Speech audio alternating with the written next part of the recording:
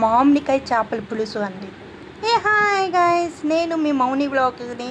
ఈరోజు మన ఇంటి వంటలలో, నా చేతి వంటలలో చేపల పులుసు ఎప్పుడు ఒకే కాకుండా వెరైటీగా చేద్దామని మామిడికాయ వేచి చేశానండి. అది కూడా పచ్చి మామిడికాయ. ఒక్కొక్కరు ఒక్కొక్క సైజు చేస్తారు కదా. కొంతమంది మునక్కాయలు వేసుకుంటారు, కొంతమంది బెండకాయలు వేసుకుంటారు. మా సైజులో మామిడికాయ వేసుకుంటారండి. హాట్ ఆఫ్ సమ్మర్ అంటేనే మామిడికాయ కదండి. ఏ సీజన్లో ఒక్కొక్క కాయ మనం తప్పకుండా తింటాం. ఈ సీజన్లో, ఈ హాట్ సీజన్లో మాత్రం మామిడికాయ తినాల్సిందే. ఆ మామిడికాయ పుల్ల మామిడికాయలతో ఆ చేపలని కలుపుకొని తింటే వావ్, అసలు చెప్పలేని టేస్ట్ అండి ఆ మామిడికాయలో తింటే.